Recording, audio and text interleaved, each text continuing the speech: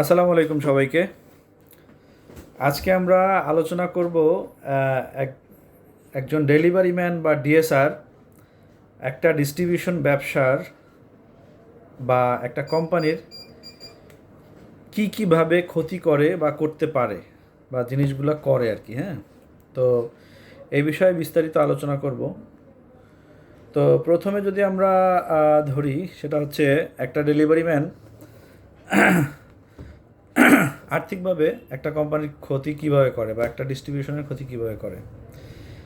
প্রথমত এরা কি করে, মার্কেট থেকে যে কালেকশনের টাকাটা আসে এই টাকাটা গায়েব করে। কিভাবে গায়েব করে?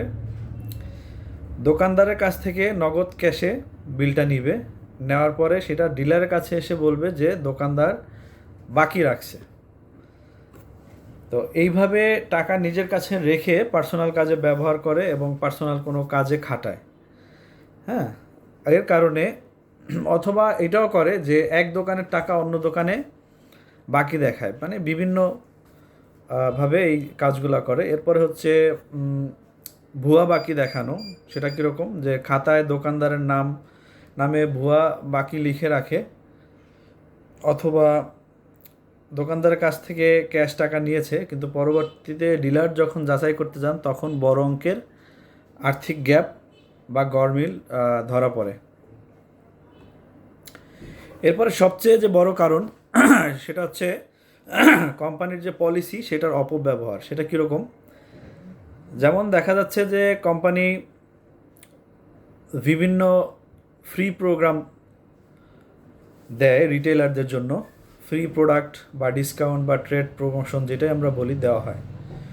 তো ডিএসআররা সেইটা করে কি, দোকানদারদেরকে না দিয়ে ওইটা অন্য কোথাও বিক্রি করে ওরা এই প্রফিটটা নিজেরা নিয়ে নেয়। তাতে আলটিমেটলি ক্ষতিগ্রস্ত হয় কে? ডিস্ট্রিবিউটর ক্ষতিগ্রস্ত হয়, কোম্পানি ক্ষতিগ্রস্ত হয়, কোম্পানির ব্যবসা ক্ষতিগ্রস্ত হয়। এরপরে হচ্ছে ডিস্ট্রিবিউশন ফাঁকি দেয় বা মার্কেট কাভারেজের যে একটা ক্ষতি দেওয়া, কাভারেজের ফাঁকিবাজির যে একটা প্রবণতা, সেটা হচ্ছে প্রতিদিনের যে নির্দিষ্ট রুট বা বিট সেই অনুযায়ী সব দোকানে ওরা যায় না। ওরা কি করে, যে দোকানগুলোতে প্রোডাক্ট মানে রেগুলার সেল হয় ওখানে দেখা গেছে অর্ডারের চাইতেও বেশি ডেলিভারি করার পরে অন্য দোকানগুলোতে ওরা সেইভাবে যায় না বা ডিস্ট্রিবিউট করে না প্রোডাক্ট। তো তার ফলে কি হয়? তার ফলে যেটা হয়, নিউমেরিক যে ডিস্ট্রিবিউশন যেটা বলি আমরা, এই নিউমেরিক ডিস্ট্রিবিউশনটা মারাত্মকভাবে কমে যায়। অর্থাৎ ওরা কি করে, যারা ওয়েটেজ ডিস্ট্রিবিউশন যেসব দোকানগুলা বেশি প্রোডাক্ট নিচ্ছে ওই দোকানে প্রোডাক্ট দিয়ে ওরা অলস সময় কাটায় অথবা ওদের পার্সোনাল কাজে ব্যবহার করে। যেমন বাস্তব ক্ষেত্রে আমি মার্কেটে যেহেতু কাজ করি বা দেখি, এমনও অনেক জায়গায় দেখি যে ডিএসআররা একসাথে মিলে গাড়ি রাস্তার পাশে রেখে মোবাইলে লুডো খেলে সময় কাটায়।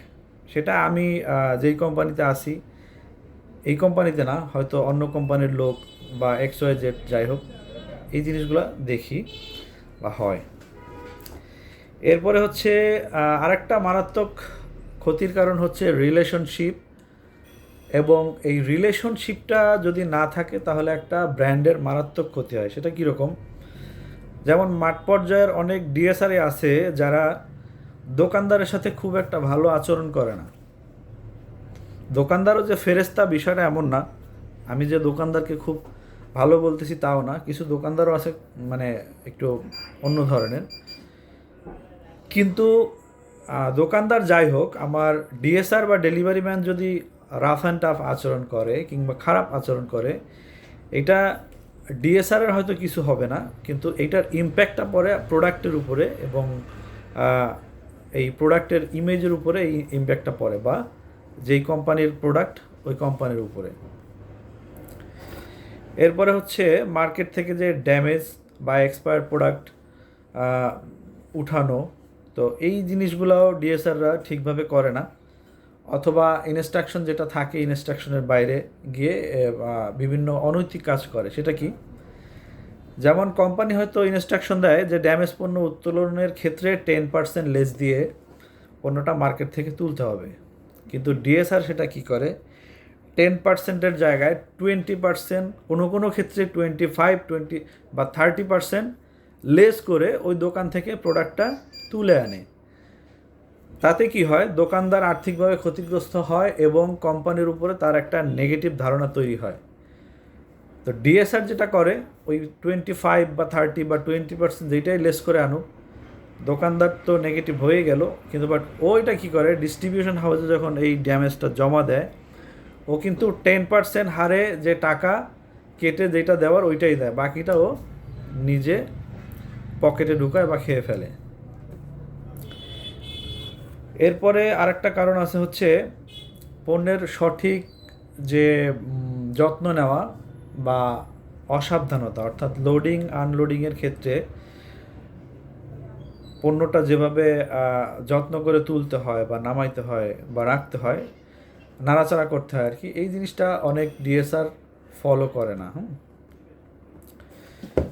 তো এই ক্ষতিগুলো রোধ করার জন্য কিছু কার্যকর উপায় যদি অবলম্বন করে ডিস্ট্রিবিউটরগণ, তাহলে এই ক্ষতিগুলো আসলে রিমুভ করা সম্ভব।